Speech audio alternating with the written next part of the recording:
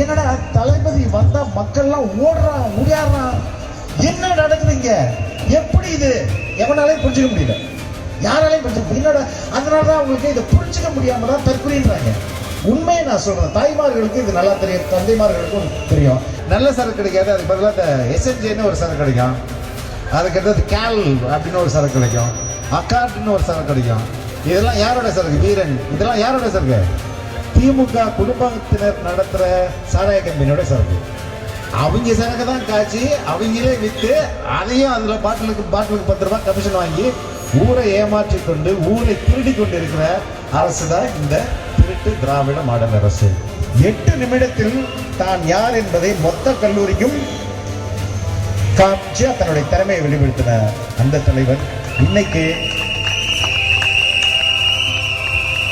அன்னைக்கு கல்லூரி மாணவர்கள் மனதில் இடம் பிடித்த அந்த தலைவர் இன்னைக்கு ஒவ்வொரு வீட்டிலையும் இடம் பிடிச்சிருக்கார். கவி பிரசாத் அப்படின்னு ஒருத்தர் இருக்கிறார். உங்களுக்கு பெருசா தெரியாது கவி பிரசாத், தெரியுமா? கேள்விப்பட்டிருக்கீங்க கவி பிரசாத்? அவர் யாரும் இல்ல, அமைச்சர் நேரோட அல்லக்கை. அமைச்சர் நேரோட அல்லக்கை. என்னை பார்க்க வரும்போதெல்லாம் எனக்கு வந்து சால்வ போடாதீங்க, புக்கு கொடுங்கன்னு கேட்டார் தெரியுமா?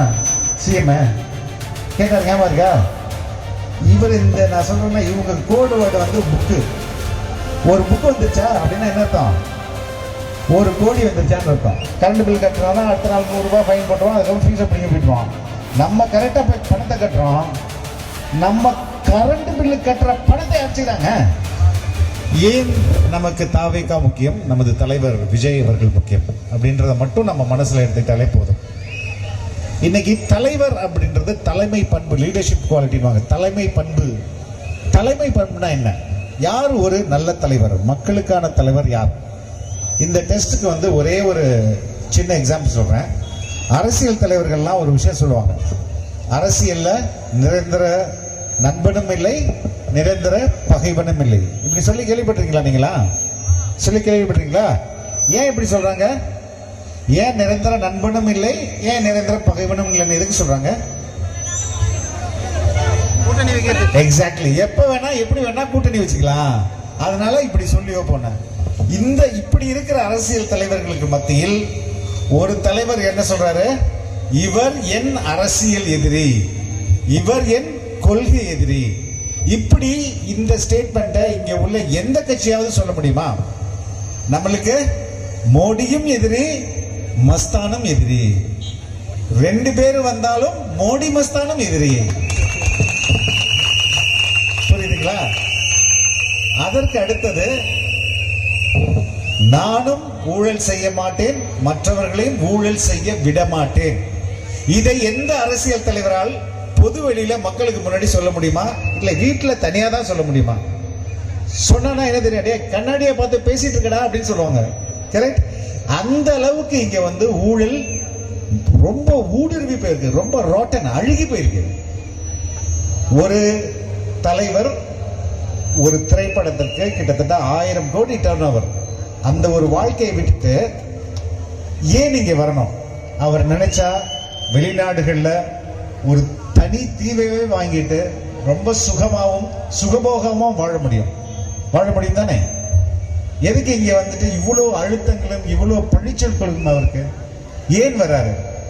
கொஞ்சம் யோசிச்சு பாருங்க. நமக்காக இந்த சாலையை ஒருத்தர் கஷ்டப்பட்டு போடுறாரு, ஒரு ரோடு போடுறாரு. அந்த ரோட்ல நம்ம வந்து கார்ல போறோம், பஸ்ல போறோம், என்னைக்காவது அந்த ரோட போட்டவன் எவ்வளவு கஷ்டப்பட்டுப்பான் அப்படின்னு நினைச்சிருப்போமா? நம்ம நினைச்சு கூட பார்க்க மாட்டோம். நம்ம வந்து அரசு பஸ்ல போறோம், அந்த பஸ்ஸுக்கு ரிப்பேர் பார்க்கிறவர் எவ்வளவு கஷ்டப்பட்டு நம்ம நினைச்சிருக்க மாட்டோம். ஆனா தளபதி நினைக்கிறாரு. நம்ம இவ்வளவு நல்லா இருக்கோம், அதுக்கு காரணம் யாரு? இந்த மக்கள். இந்த மக்கள் நல்லா இருக்கணும்னு மற்ற நடிகர்கள் நினைக்கிறாங்களோ இல்லையோ, தளபதி நினைக்கிறார். அதன் அடிப்படையில தான் என்னுடைய எஞ்சியுள்ள வாழ்நாள் 30 ஆண்டுகளை உங்களுக்காக நான் செலவு பண்ண போறேன். நீங்க தான் எனக்கு முக்கியம். நீங்க தான் என்னை உச்சத்துக்கு கூட்டிட்டு வந்தீங்க. இனிமே நான் உங்களை உச்சத்துக்கு கொண்டு போவதற்காக நான் உழைக்க போறேன் அப்படின்னு வராரு. ஏன் அவர் இங்க வரணும்? இந்த அரசுக்கு என்ன பேரு? திராவிட மாடலா, திருட்டு மாடலா? திருட்டு மாடல் அரசு. கரெக்டா? இந்த திருட்டு மாடல் அரசுல நான் வந்து பிரசாத் அப்படின்னு ஒருத்தர் இருக்கிறார். உங்களுக்கு பெருசா தெரியாது. கவி பிரசாத் தெரியுமா? கேள்விப்பட்டிருக்கீங்க? கவி பிரசாத் அவர் யாரும் இல்ல, அமைச்சர் நேரோட அல்லக்கை. அமைச்சர் நேரோட அல்லக்கை. அவர் மட்டும் சம்பாதிச்சது 1020 கோடி. ஒரு அல்லக்கை சம்பாதிச்சது 1020 கோடி. எப்படி? அவர்தான் இன்னைக்கு வந்து ரொம்ப பவர்ஃபுல் மேன். ஒரு ஐஏஎஸ் ஆபீசர் சிஎம் போய் பார்க்கணும்னா அவர் மூலியமா தான் போகணும். மைத்துனர் யாரு? மருமகனை போய் பார்க்கணும்னாலும் மருமகன் யாரு? சபரீசனை பார்க்கறதுனாலும் இந்த இந்த தனிநபர் வழியா தான் போய் பார்க்கணும். ஒரு டிரான்ஸ்ஃபருக்கு, இவர் வந்து முனிசிபல் அட்மினிஸ்ட்ரேஷன்ல இருக்காரு, ஒரு டிரான்ஸ்ஃபருக்கு 1 கோடி லஞ்சம் வாங்குறாரு. ஒரு போஸ்டை இங்கேருந்து இங்கே மாத்துறதுக்கு. ஒரு அப்பாயின்மெண்ட்டுக்கு 25 லட்சத்திலேருந்து 35 லட்சம் லஞ்சம் வாங்குறாரு. இப்படி ஒரு மனிதர் அடிக்கிற கொள்ளையே எக்கச்சக்கமா இருக்குது. இதுக்கு இல்லாம பார்ட்டி ஃபண்டுன்னு தனியா. பார்ட்டி ஃபண்டுன்னா தெரியுமா? கேள்விப்பட்டிருக்கீங்களா? பார்ட்டி ஃபண்டு கட்சி வளர்ச்சிக்காக, திமுக வளர்ச்சிக்காக எல்லாரும் கொடுக்கணும். அண்மையில என்னை பார்க்க வரும்போதெல்லாம் எனக்கு வந்து சால்வை போடாதீங்க, புக்கு கொடுங்கன்னு கேட்டார். தெரியுமா? சிஎம் கேட்டார். ஞாபகம் இருக்கா? இவர் இந்த நான் சொல்றேன்ல, இவங்க கோடு வேர்டு வந்து புக்கு. ஒரு புக்கு வந்துச்சா அப்படின்னா என்ன அர்த்தம்? 1 கோடி வந்துருச்சான்னு அர்த்தம். ஒரு புக்கு வந்துச்சுன்னா 1 கோடி வந்துச்சு. எத்தனை புக்கு வந்திருக்கு? 5 புக்கு வந்திருக்கு. ஓ, 5 கோடி வந்துருச்சா அப்படின்னு கோடு வேர்ட்ல லஞ்சம் வாங்குற ஒரே துறை இது. அப்போ எனக்கு சால்வை வேணாம், புக்கு கொடுங்கன்னு சொன்னாருங்களா சிஎம். அப்பதான் நினைச்சேன், அடப்பாவி, நீங்க கேட்ட புக்கு இந்த புக்கு தானாப்பா? அமைச்சர்களே, எனக்கு சால்வை எல்லாம் போடாதீங்க, புக்கு கொண்டு வந்து கொடுங்கன்னா, அடப்பாவில லஞ்சத்தை தான் எப்படி கேட்டிருக்கிறாரு அப்படின்னு நினைச்சேன். அதுக்கு அடுத்தது இன்னொரு முக்கியமான துறை இருக்குது. நம்ம தமிழ்நாடு எலக்ட்ரிசிட்டி போர்டு. தமிழ்நாட்டில் நம்ம வந்து கரண்ட் பில் கட்டுறோம்ல, அந்த டிபார்ட்மெண்ட்ல அடிக்கிற கொள்ளை இருக்குதுங்களா, ரொம்ப நூதனமான கொள்ளை. இந்த டிரான்ஸ்ஃபார்மர்லாம் பார்த்துருக்கீங்களா? ரோட்ல டிரான்ஸ்ஃபார்மர், அதுல அந்த டிரான்ஸ்ஃபார்மர் வாங்குறதுல மட்டுமே 300 கோடி ஊழல். அதுக்கப்புறம் நம்ம வந்து இபி பில் கட்டுறோம்ல, நம்ம கஷ்டப்பட்டு 1ஆம் தேதி ஆனா அந்த எத்தனாம் தேதி வருதோ 2 மாசத்துக்கு ஒரு அடி போய் கரண்ட் பில் கட்டிடுறோம். கரண்ட் பில் கட்டுறோம்னா அடுத்த நாள் 100 ரூபாய் ஃபைன் போட்டுருவோம். அதுக்கப்புறம் ஃபீஸை பிடிக்க போயிட்டுருவோம். நம்ம கரெக்டா போய் பணத்தை கட்டுறோம். நம்ம கரண்ட் பில்லு கட்டுற பணத்தை அடிச்சுக்கிறாங்க. 500 கோடி காணும், நம்ம கட்டுற பில்ல காணும். சரி, அதே மாதிரி இன்னொரு முக்கியமான துறை உங்களுக்கு நல்லா தெரியும். அதுதான் வந்து டாஸ்மாக். பாட்டிலுக்கு 10 ரூபாய். நம்ம ரொம்ப சிரிப்பா நினைக்கிறோம் பாட்டிலுக்கு 10 ரூபான்னு. ஒரு நாளைக்கு தமிழ்நாட்டில் 2 கோடி பாட்டில் விற்குது. 2 கோடி பாட்டில். ஒரு பாட்டிலுக்கு 10 ரூபாய்னா 2 கோடி பாட்டில் எவ்வளோ? ஒரு நாளைக்கு 20 கோடி அடிக்கிற கொள்ளை வந்து ஒரு நாளைக்கு 20 கோடி, மாசத்துக்கு 600 கோடி.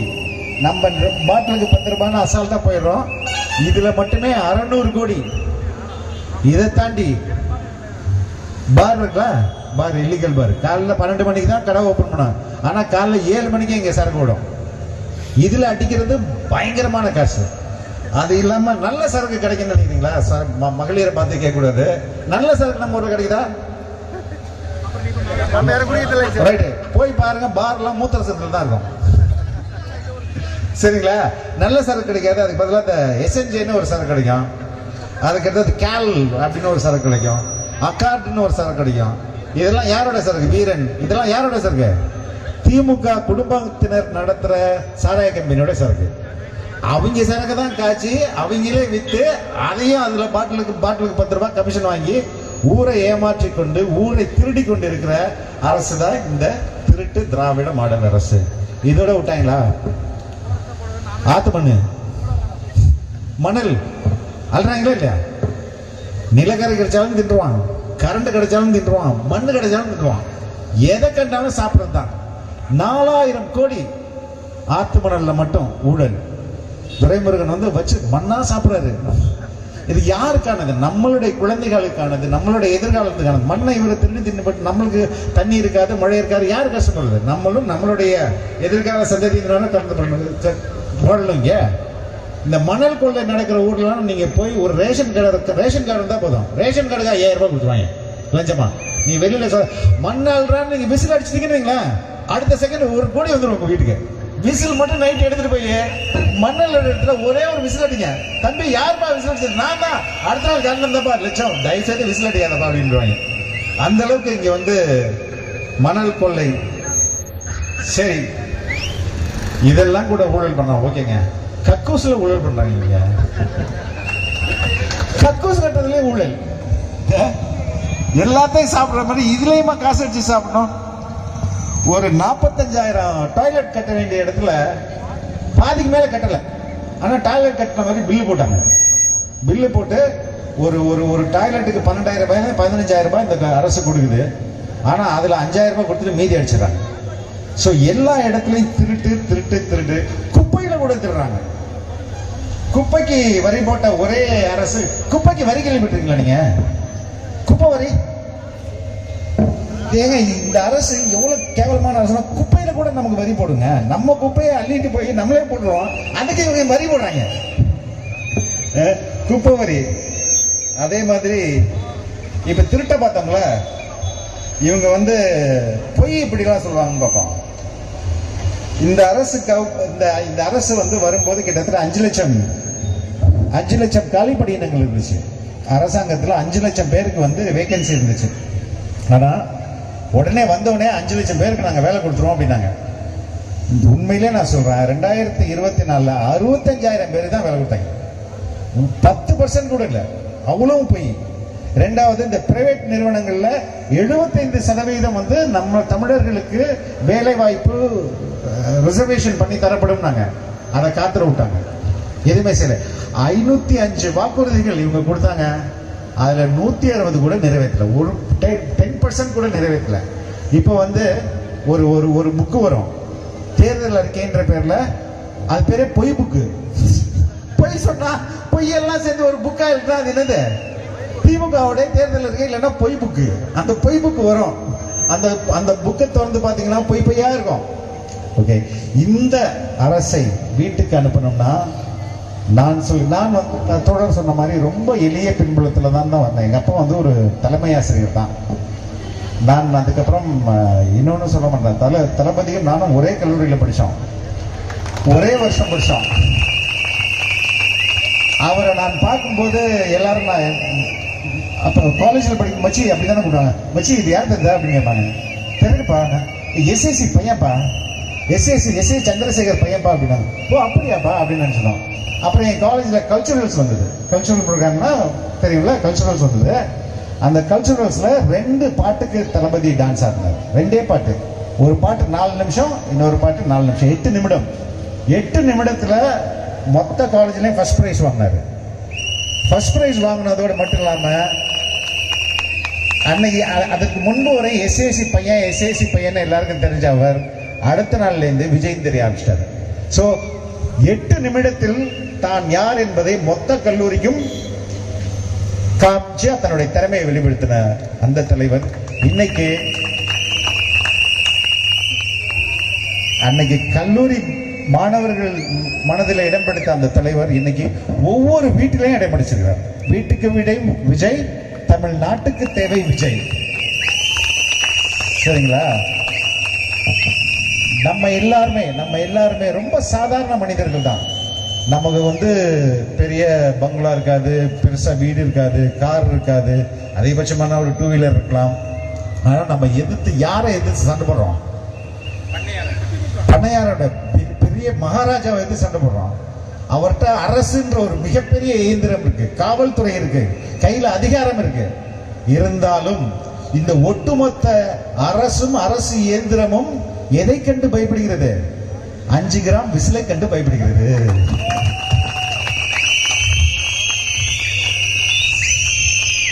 இங்கு இது சாதாரணமாக எல்லா 5 ஆண்டுகளுக்கும் நடக்க போற ஒரு தேர்தல் கிடையாது. 50 ஆண்டுகளுக்கு ஒரு முறை நடக்க போற ஒரு பினாமினன், ஒரு அதிசய தேர்தல். இந்த தேர்தலோட முறை இருக்குல்ல, நீங்க வந்து வாக்குச்சாவடிக்கு வர்றது, வாக்குச்சாவடிக்கு முத நாளே வந்துருவாங்க மக்கள். நான் சொல்றேன், முத நாள் இரவே நைட்டு சாப்பாடு கட்டிட்டு வாங்கச்சாவடி போயிடுவாங்க. என்னடா அது இப்படி நடக்குது. இன்னொரு முக்கியமான விஷயம் நான் சொல்றேன். I'm not taking time, right? இன்னொன்று முக்கியமான சொல்றேன். என்னடா தளபதி வந்தா மக்கள்லாம் ஓடுறான் ஓடியாடுறான், என்ன நடக்குதுங்க, எப்படி இது எவனாலையும் புரிஞ்சுக்க முடியல, யாராலையும் புரிஞ்சுக்க. என்னடா அதனாலதான் அவங்களுக்கு இதை புரிஞ்சுக்க முடியாம தான் தற்கொலைன்றாங்க. உண்மையை நான் சொல்றேன், தாய்மார்களுக்கு இது நல்லா தெரியும், தந்தைமார்களுக்கும் தெரியும். நீங்க ஒரு வீட்டில் உங்களுடைய கை குழந்தையை விட்டுட்டு ஒரு 10 நாள் ஊருக்கு போயிட்டு நீங்க வந்தீங்கன்னா உங்க மகனோ மகளோ உங்களை பார்க்கறதுக்கு எப்படி ஓடி வரும்? அது வர ஸ்பீட் எப்படி இருக்கும்? நீங்க இப்படி கை நீட்டு அம்மானு ஓடி வருமா இல்லையா? அது பக்கத்துல தடை இருக்குன்னு தெரியுமா அதுக்கு? அதெல்லாம் கவலைப்படாதுல்ல. அதுதான் இங்க நடக்குது.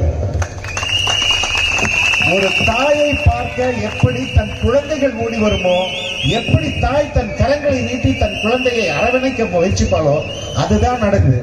இது இவங்களுக்கு புரியாது. ஏன்னா இவங்க தாயும் இல்லை குழந்தையும் கிடையாது. இந்த அன்பை புரிஞ்சுக்க முடியாது. ஏன்னா இந்த அன்பு என்பது தாய்க்கும் அந்த மகனுக்கும் மக குழந்தைக்கும் ஏற்பட்ட அன்பு ஒரே நாள் வந்ததா இல்ல. கல்யாணம் ஆகிறதுக்கு முன்பிலேருந்தே, கர்ப்பம் தரித்த காலத்திலேருந்தே, அந்த பிரசவம் செய்த காலத்திலிருந்தே, பால் குடிக்கிற காலத்திலிருந்தே பல மாதங்கள் பல ஆண்டுகள் உருவான அந்த அன்பு. அதை ஒரு நாள்ல வந்து புடவை கொடுத்து அடிச்சு விடலாம், லேப்டாப்பை கொடுத்து கழிச்சு விடலாம்னா இது மாதிரி பைத்தியக்காரன் எங்க இருக்குது? புரியுதுங்களா?